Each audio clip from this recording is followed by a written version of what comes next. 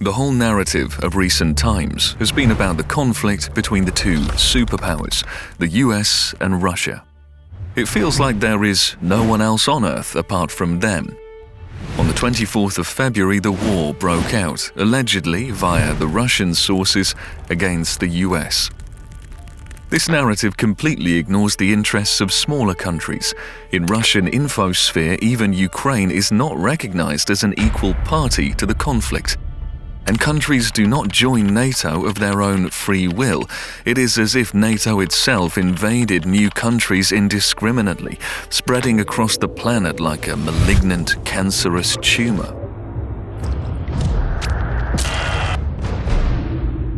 What I am sure of, though, is that no one would want to get cancer willingly. But joining a military alliance, I reckon there is some point.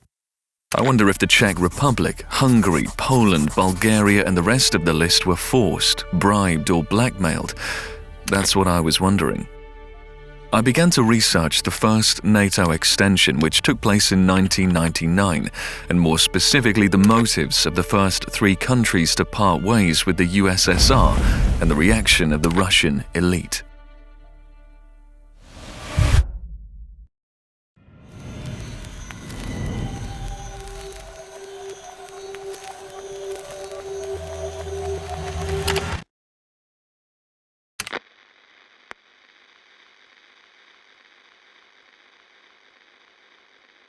In fact, the first signs of the Warsaw Pact members turning to the West came as early as March 1991, before the collapse of the USSR. Czechoslovak President Václav Havel stated this practically head-on. We know that, for a multitude of reasons, we are currently unable to become full members of NATO. At the same time, we believe that an alliance of countries that share the ideal of freedom and democracy should not close the door to neighbouring states that are striving to achieve the same goal. So to speak, he's not even divorced yet, but already looking at the other side. The most significant event took place after the collapse of the Soviet Union in April 1993. That is when the presidents of Czechia, Hungary and Poland arrived in Washington, D.C. at the Holocaust Museum. This event is considered to be the beginning of the first expansion of NATO. The seeds were sown then, which would not grow until 6 years later. Polish President Lech Wałęsa was not shy about expressing himself emotionally at this meeting. The Russian army may become factionalized and fight among itself.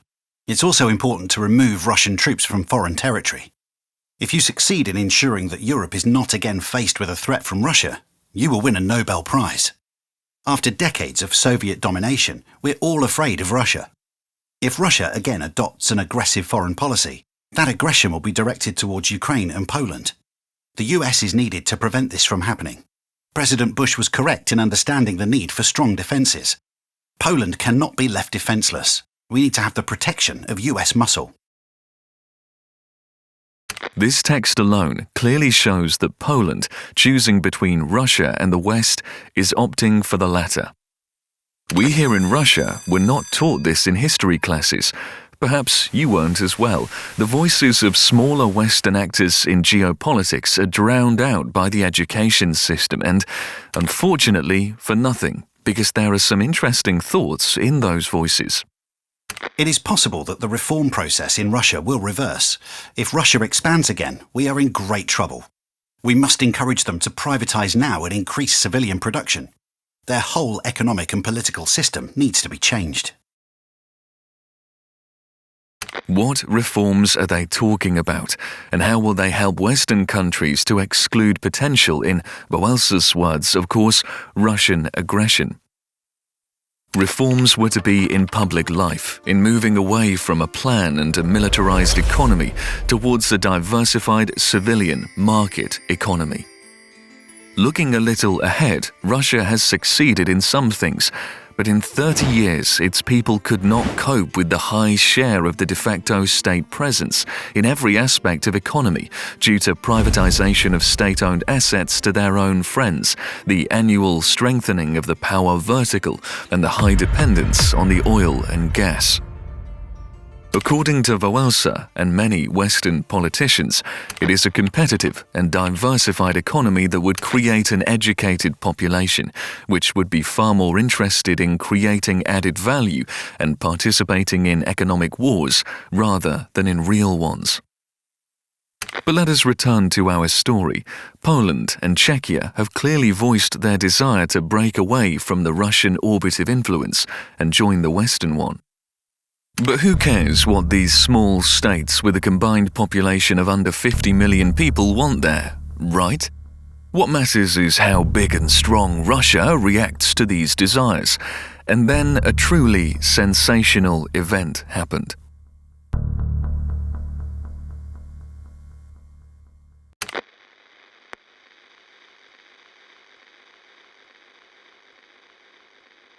The most active driver of leaving the Soviet orbit and joining Western culture, to the surprise of fans of planned economy and communism, turned out to be a fella from a working-class family, an electrician from Gdansk and founder of trade unions for workers' rights, who was also the president of Poland, Lech Wałęsa.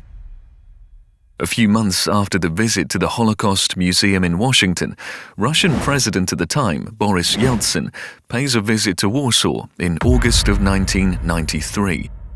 During that visit, Wałęsa, I don't know what he was doing to Yeltsin, but he gets the Russian president to say that Russia is not against NATO expansion. Times have changed, and now there exists two sovereign countries. One has to respect their positions. We must respect Poland's desire to join NATO because both nations are sovereign. In the new Polish-Russian relations, there is no reason for hegemony and dictating. There's no room for the psychology and politics of a younger and older brother. In addition to this statement, many agreements have been signed on all sorts of good stuff. But especially important for Poland was the agreement on the withdrawal of Russian troops from its territory and the joint Polish-Russian declaration that, by the way, mentioned joining NATO. It said that, in the long term, such a decision by a sovereign Poland aimed at pan-European integration does not contradict the interests of other states, including those of Russia. And again, this was signed by Yeltsin. However, after such a sensation, the Russian elites went up in flames. Many were unprepared for such a gift from Yeltsin. Not surprisingly, that there were then rumors that Wałęsa got the Russian president drunk on vodka. Other sources, however, said that the Gdansk electrician was in fact politically literate, putting the choice between an alliance with either Ukraine or the EU, and there are many other versions of how it all happened. But the point is that after the shocking statement, the Russian authorities pressed the president, and he had to back down a bit. Now, here's a rather long text from Yeltsin's letter. If for some reason you don't feel up to listening, then you're welcome to click on this timestamp to skip it, but I don't recommend it, because it shows how Russia is torn between imperialism and the new look. We are talking about the rather clearly expressed desire of these countries, as well as a number of other Central and Eastern European states, to get closer to NATO, to achieve some form of integration with the alliance. We have, of course, expressed our understanding of the sovereign right of each state to choose how to ensure its own security, including through participation in politico-military alliances. We have also been sympathetic to the far from nostalgic feelings of Eastern Europeans about the bygone cooperation within the framework of the Warsaw Pact. Overall, the impression is that they have reason to be somewhat concerned about their security. However, I cannot help but express our concern that the debate on the possible evolution of NATO is increasingly being framed by the option of a quantitative enlargement of the alliance at the expense of Eastern European countries. Let me be blunt. We are advocates of a different path. The main threat to Europe is no longer a confrontation between East and West, but a new generation of inter-ethnic conflicts. We understand, of course, that the possible integration of Eastern European countries into NATO will not automatically lead to some kind of turn of the alliance against Russia. NATO is not seen as a bloc opposed to us. It is important for us to consider how our public opinion could react to such a move. I would also like to draw attention to the fact that the September 1990 treaty on the final settlement with respect to Germany, especially its provisions prohibiting the stationing of foreign troops in the eastern lands of the FRG, in its meaning excludes the possibility of NATO expanding eastwards. We are generally in favour of relations between our country and NATO being a few degrees warmer than the alliance's relations with Eastern Europe. In the long term, our accession to NATO probably cannot be ruled out, but this is still a theoretical question.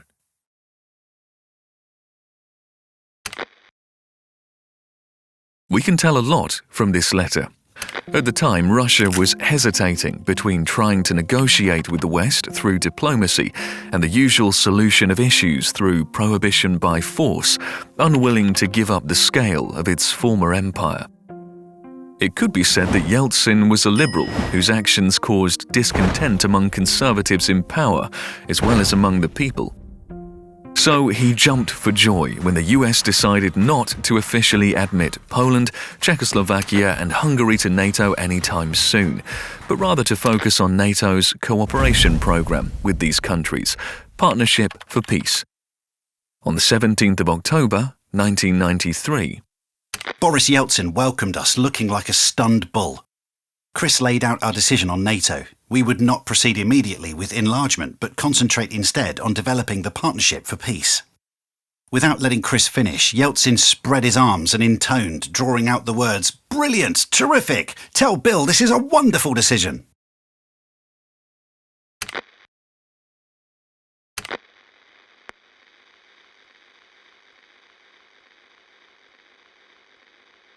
At the time, Russia hoped to get its rightful place in the pan-European house. At the time, even if verbally there was talk of a possible theoretical membership of Russia in the North Atlantic Alliance. At that time, the rhetoric in Russia was not as one-sided as it is now. Even NATO extension itself was viewed ambiguously from different angles. By the military, of course, sharply negatively.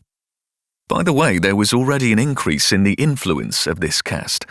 Nevertheless, NATO expansion was not perceived as a threat to Russian citizens, let alone to the entire Russian nation, but merely as economic deprivation. Moreover, there was already a fear at the time, fear of being isolated from Europe. And looking at what is happening now, it can be compared to the following picture.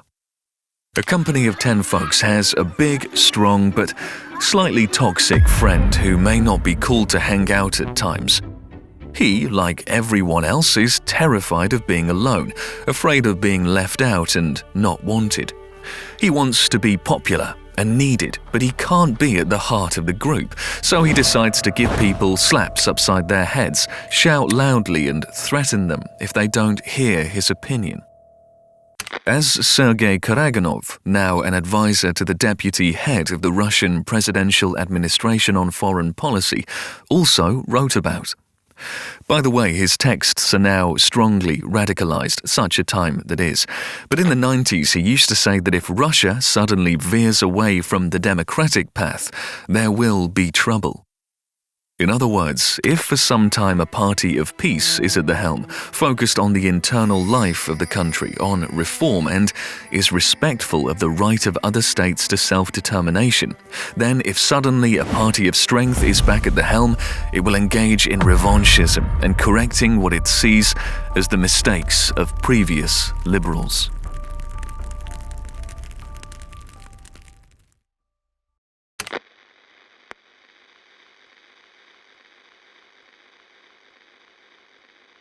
NATO, of which it is common to say that it was expanding on its own, was in fact receiving extremely explicit requests from states. The presidents of Poland, Czechoslovakia and Hungary started working Clinton over in 1993, and it took them 6 years of work to eventually get their way. The whole narrative of recent times has boiled down to a conflict between two superpowers, the US and Russia. It feels as if there is no one else on Earth apart from them. This video is an opportunity to give a voice to smaller countries whose positions do not trickle down into our information field. The Czech position on PFP was derived from Czech support for the values of Western civilization and its desire, through NATO membership, to defend these values. Russia has signed many agreements, but its word was not always good. One hand held a pen, the other a grenade. Yeltsin told the Poles in Warsaw last summer that Russia had no objection to Poland's membership in NATO. I have a paper with Yeltsin's signature to prove it. But Yeltsin changed his mind. Czechoslovakia, Hungary, Poland kept their word. They had a Western culture. Russia did not. Again, drawing from this statement, it's neither possible or desirable to isolate Russia. The task was to develop a relationship between NATO and Russia that would respect Russia's position. There should be no veto over NATO decisions, nor over the decisions of sovereign nations in Central Europe. Expansion of NATO would not bring an enemy closer to Russia, but rather a zone of stability and democracy. Moreover, from these conversations, which I remind you are taken from archived documents and not from populist media or public conferences, so there is no task to manipulate the voters, it became clear from the documents that NATO is not ready to take everyone indiscriminately either. After all, joining the alliance is a financial commitment that not everyone can afford. Here Clinton says they won't invade Romania to join NATO yet. Their per capita income is less than 1/2 of Poland's. To meet their military responsibilities in NATO, they would need to spend 5 or 6% of their GDP. They should not do that at this point. The bottom line is that it will take Romanians another 7 years of preparations to join the alliance. And the most interesting thing is when in these 30-year-old archive documents, one finds a discussion of topics that are still relevant today. In the same document, Clinton says, unlike Belarus, there is a strong underlying impulse for independence in Ukraine, and they have an economic potential that Belarus lacks. And 3 years before that, in 1994, there were some very interesting points made by the Slovak president and the foreign ministry. Ukrainian independence is key to European security, and Ukraine's economy is the greatest threat to its independence. If the world wants an independent Ukraine, it needs to provide more economic assistance. Support for Ukraine's economy means support for Russian democracy because an independent, viable Ukraine will thwart the plans of the Russian imperialists.